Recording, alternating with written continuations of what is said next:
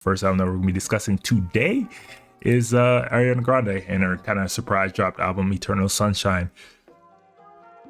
It had been a few years since she put out a project. Really wasn't sure when she was gonna come or if she was even working on anything, but surprise, she was. And yeah, we're gonna give this one a spin. So I don't really have much expectations for this project. I don't really know where she is kind of in her headspace. I know that she had kind of gotten some like public like backlash for her relationships with some guy. Again, I feel like this kind of the same thing. I feel like it's kind of turned into the go-to for her in terms of PR and publicity, and it's starting to feel a little disingenuous because every time she's got an album coming out these days, there's always something going on with some guy, and this seems to be kind of the MO these days. I don't know if it's true. I don't know if it's just, coincidence, but it's certainly starting to feel that way. And I don't really know the ins and outs of that said relationship and don't really care, but it is what seems to be carrying her publicity in terms of music these days. And first couple times cool, but if you keep doing it, it's gonna kind of lose that effect and its appeal. So we'll see. Let's just give this one a spin. Let's start it off. Track number 1, the intro, Prince, The End of the World.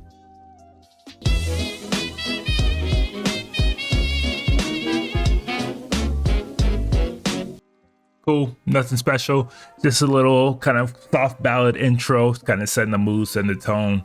If anything I'll say, it just shows that her vocals are as good as ever. Like, she's always had great vocals, and it continues to be the case here.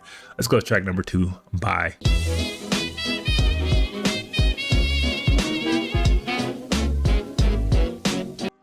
Great song. One thing I will say, if you happen to date Ariana Grande, just know you're getting a song made about you in the breakup, and she's low-key gonna throw you to the side in the song. Like, it's kind of become a track record. Like, if you break up, you'll be in a song. You will be in a song at some point. She's kind of like the Taylor Swift R&B at this point. I won't even say R&B/pop at this point. Just know you got some strays coming. You got some strays coming some way. But overall, man, the song was dope. Production was great. Nice, crisp, kind of big band sound to it. Like something that would sound amazing, like with a live band, and it definitely delivered on that front. A lot bouncier than you'd expect for a song titled Bye, almost celebratory, but cool song. I can't hate. It was a cool song. Let's go to next track. Don't Want to Break Up Again.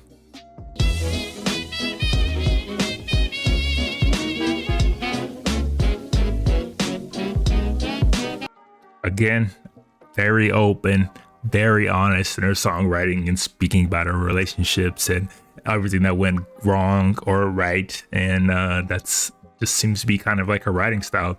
That seems to be how she kind of processes things and these emotions, and the ups and the downs is through her songwriting, because she delivers everything very raw, uncut, unfiltered.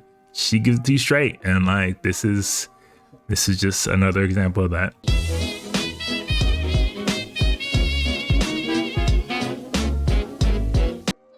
Like I said, her relationships seem to be kind of like the heart of her subject matter in her songwriting, which isn't necessarily a bad thing.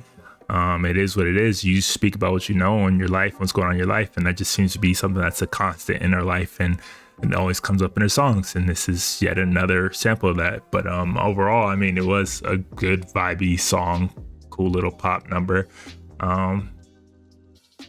that is kind of a juxtaposition between the lyrics and then like the bounciness and kind of almost good feeling vibe of the production. But it was still, it was a good track. It's a good number. Like, she has a great ear for production, and like she's got great producers, and and I do appreciate and like that she gives you everything live and direct. But yeah, just a cool number. Let's go to track number 5, Eternal Sunshine.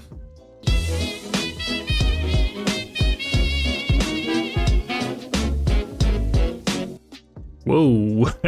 Whoa there. What? Did I hear just what I thought I heard? I did mention that she is pretty raw and direct and doesn't filter shit when she says things in her songs and lyrics. But I gotta rewind this back. If I heard what I thought I just heard.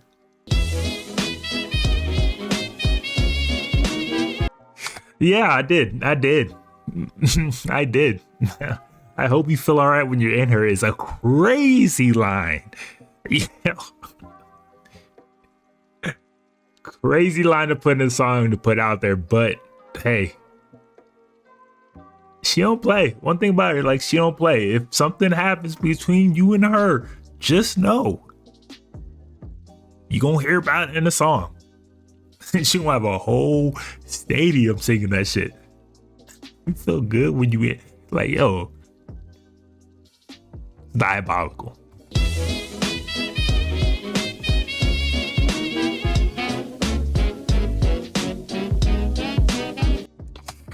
Another very raw, personal, emotional, uncut song from her.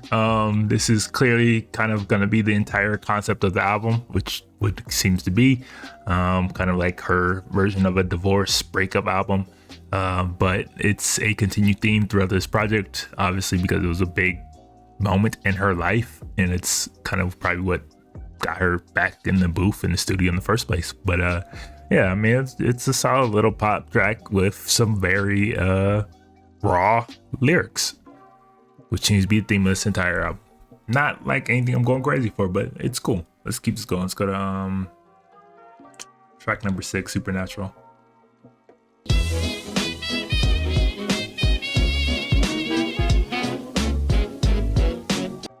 Again, another little cool pop song, but overall it's kind of like restrained, a little more low key, nothing like that jumps straight out at you. Like, it's a cool, vibey pop song. Yeah, just good. Not amazing, but good. Let's keep this going. Let's go to track number 7, True Story.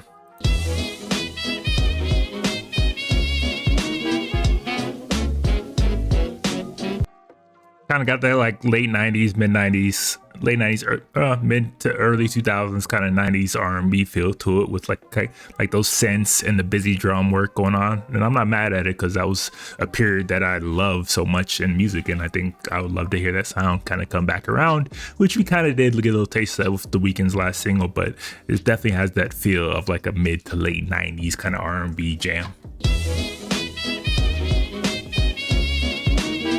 I think it's specifically that like kick that's really bringing back that kick, and then the hi-hat, not the hi-hat, the snare, the kick and the snare is really what's like really bringing this all together, that kind of like 90s feel to it.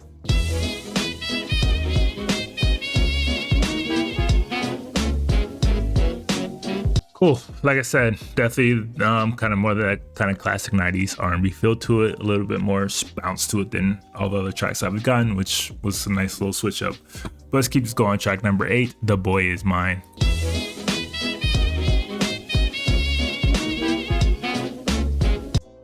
Got like kind of a West Coast vibe to it. I'm not gonna lie. I'm definitely expecting to hear one of those little ad-libs like that, like J305 ad-lib or something like that, because it definitely has that kind of West Coast bounce to it. And I'm here for this one. Like, this is the first one where I'm really like, okay, I'm liking this a lot. Like, it's definitely got that kind of West Coast bouncy vibe to it that is very specific to like Southern California. And like, this is dope.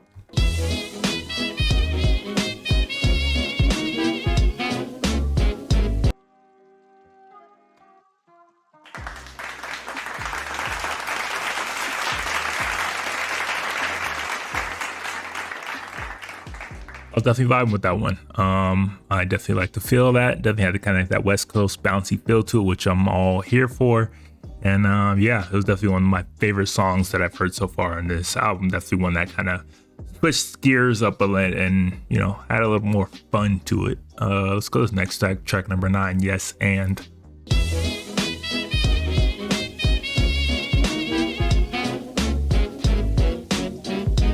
Tell me that don't sound like a Robin single. You know, Robin, the kind of house dance kind of icon from like the 90s. Like this absolutely feels like a Robin song.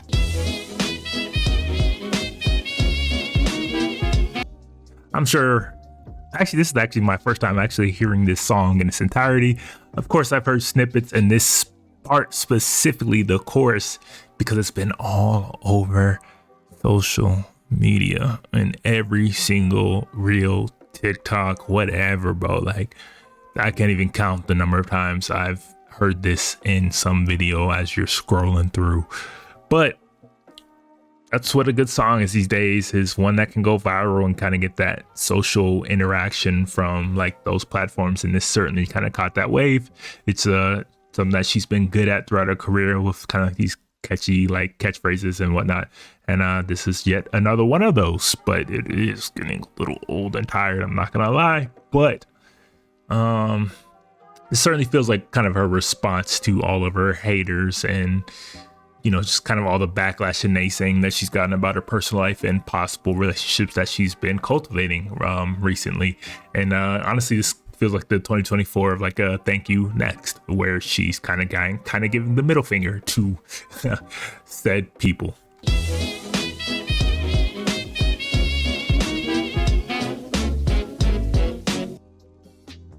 It was all right. It's all right. It's definitely obviously the lead single, one that kind of got the most traction among like listeners and the audience as a whole. It's definitely her best kind of Robin impression or impersonation.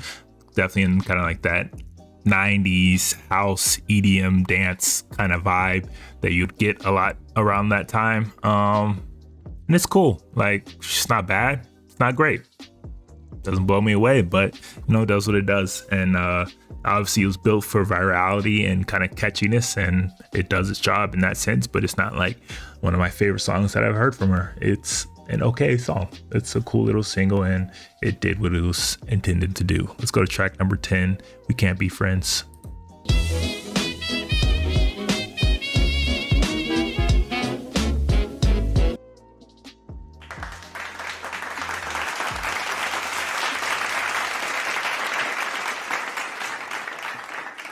Cool track. Definitely more on the electro synth pop side. Definitely one that I could see, you know, getting the clubs, getting the party going. Definitely a little bit more upbeat, bouncy than the first half of the album, and you know, it was cool. It was cool. Nothing like mind blowing, but it was cool. Everything so far has just been good. Let's go to track number 11. I Wish I Hated You.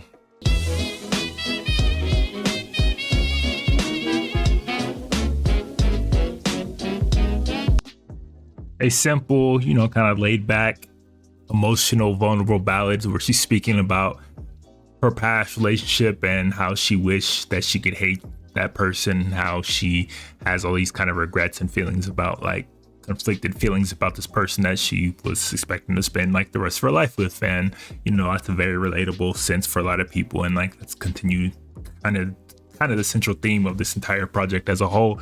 And you know, it's kind of sums it up in kind of perfect succinct fashion. And you know, it was great. It was a cool little number. Simple, stripped back, laid back, and really just allowed her vocals and the songwriting and poignant lyricism to really kind of carry things here. And overall, like, it was cool. Let's go to track number 12, Imperfect for You.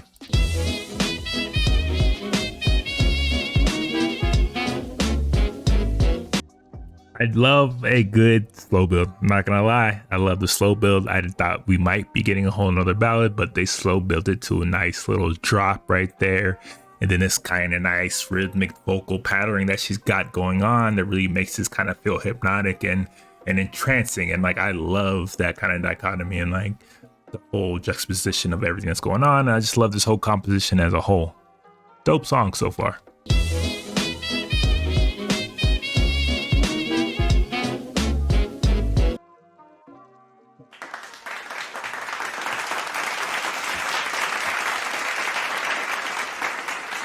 Fire, dope. Like I said, I like the rhythm. I like the overall rhythm and vibe of the song. I like the highs, the play between the highs and the lows, like the slow build, and I like everything kind of coming out in this big loud sound. And I love what she's doing vocally with the rhythm and like kind of creating this kind of like rhythmic feel to the song as a whole. Overall, just very well done. definitely one of my favorite songs so far on this project, and yeah, I'm all for that one. So let's go to the last track number 13, Ordinary Things featuring Nona.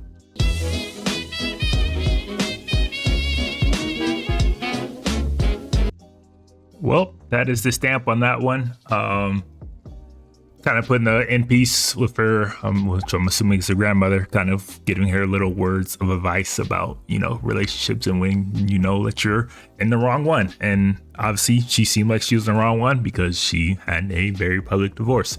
And that's kind of what led her to this project as a whole. Overall, this is definitely her divorce breakup album.